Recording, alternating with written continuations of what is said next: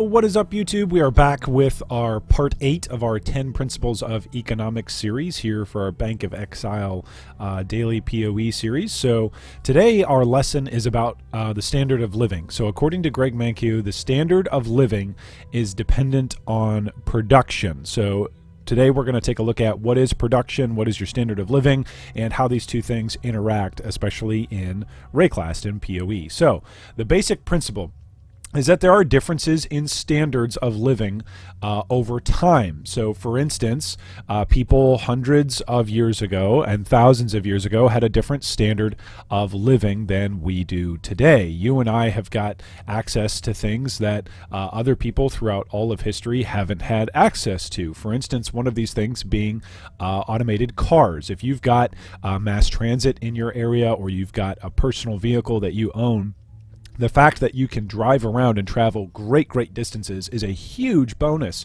to your standard of living that someone, say, in the 1200s wasn't necessarily able to do unless they owned a horse or a boat. They weren't necessarily able to travel such great distances and at such great speed. So it's a standard of living and how standards of living change over time. This is the first part of the principle. The second part is that differences in standards of living exist from one region to another. For PoE's sake, this is from individual to individual or from guild to guild. And these differences in standards of living are rather large. So, for instance, when you consider maybe you're watching one of your favorite YouTubers or one of your favorite streamers, and you take a look at somebody running a build that's got, a headhunter, and you look at their stash tab and they've got maybe a couple hundred exalts sitting there and thousands of chaos, and you go, how does that person have that? That's an amazing standard of living. That person is very wealthy in their standard of living in Path of Exile.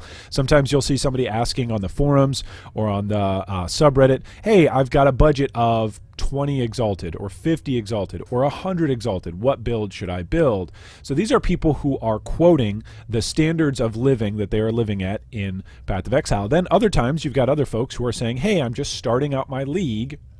What build should I have for a league starter? These are people who have a vastly different amount standard of living inside PoE than those folks that were previously mentioned that have got exalts and chaos and headhunters. So there's a wide gap in standard of living. And the explanation for these differences in living standards lies primarily in the differences in productivity. Now, I want you to notice this. This isn't playtime. This isn't playing knowledge, game knowledge. This isn't how hardworking you are at the game or how hard you try. This isn't an effort measurement here.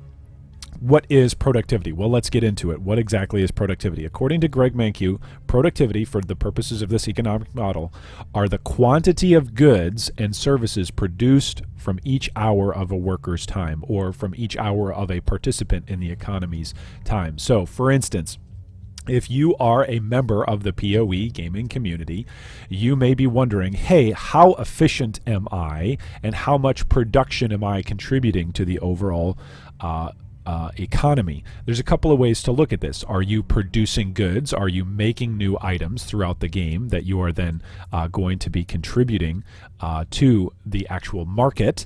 Or are you providing services? So maybe you're providing lab carries. Maybe you're providing a mirror service if you've got an amazing item. Maybe you're providing leveling help, so you go in and you kill bosses for people. There are services that you can provide. Maybe you're providing master crafting services, so you're opening up your benches to other people to use because you've leveled your masters. So the definition of productivity, again, is the quantity of goods and services that you're able to provide. So if I just listed off a bunch of things like, hey, mapping very quickly, getting items quickly, generating currency quickly, going through and offering master crafting, mirror services, lab carries, boss carries, if you're not able to do those things, then you're not very productive in terms of the overall ability for yourself to change your standard of living in PoE. So again, this isn't about your playtime. This isn't about how hard you're working. This isn't about how much you're trading. This is about specifically the quantity of goods and services that you're able to produce for each hour of your time in game. So a couple of things. High productivity implies a high standard of living. So the higher your production level, the more your standard of living rises. So big time streamers like ZiggyD or like Zizran or like Mathel, they play the game all the time, but not only do they play the game all the time, they're very efficient at playing the game. They make decisions that are going to give them a good return on their time investment. That, in other words, for the language of this section, they are producing goods and services at a rate that is very efficient for each hour of their game time. There are players that I've even helped this league that actually play the game for 6 to 7 hours a day, and yet they have just next to no currency. That's not a bad thing. It's simply that they're not being very productive for the market economy. They may be having a great time playing the game, and that's great. That's always something that you want to do. But if you're looking to generate currency and be productive, then you've got to evaluate the quantity of goods and services that you're producing, which can then impact your standard of living. So, some examples in PoE. 3 quick examples. First off, you want to ask yourself, hey, what's my chaos per hour? What's the ratio? Am I making 5 chaos per hour? Am I making 10 chaos per hour? Am I making 20 chaos per hour? Am I making 100 chaos per hour? What are the things that I'm doing to generate currency, and what's the rate at which I'm doing that? Is it a rate at which is going to actually bring in a good amount of currency that I am happy with, that I am satisfied with? Secondly, the number of maps that you run per hour. So if you're looking to generate items and you're looking to generate income and you're looking to sell maps, sell currency, the more maps you're able to run in the end game of Path of Exile, the more stuff is going to drop for you. So if you're able to run more maps faster, more efficiently, then great. Then you're able to produce more. Your productivity goes up. The quantity of goods and services that you're providing goes up per hour.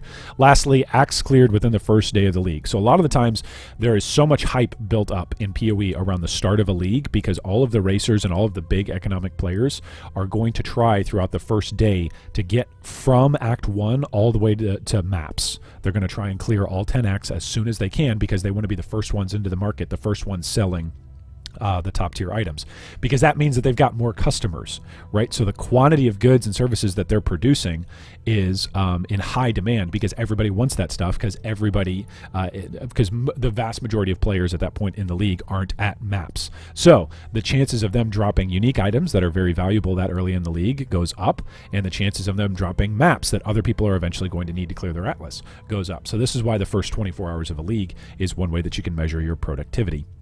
So our section takeaway, big wrap up, big takeaway, is simply this. Members of a market economy have to evaluate their level of production in order to assess their ability to raise their standard of living. So if you are wondering why it is that your standard of living is something in PoE, so let's say you want to make more currency per hour, you want to make more chaos per hour, more exalteds per hour, you want to run more maps, etc. You want to get that headhunter, you want to go chase Abyssgos, you want to go chase an item or a particular build. You've got to assess your level of production per hour in game and what the value of that is to the economy. So if you're running 50 tier 1 maps in an hour, you're doing a lot of maps, but what are the drops that are coming in a tier 1? If you can do 10 tier 16s in an hour, tier 16s, high tier map. Your productivity and the quantity of goods that you're going to drop that's valued inside the market are going to be able to raise your standard of living. That's our takeaway from today. Well, there you go. As always, like and subscribe down below for more daily PoE content. And if you like my dyslexia where I spell there wrong, always stay tuned for more mishaps, typos, and hilarious moments for learning Bank of Exile.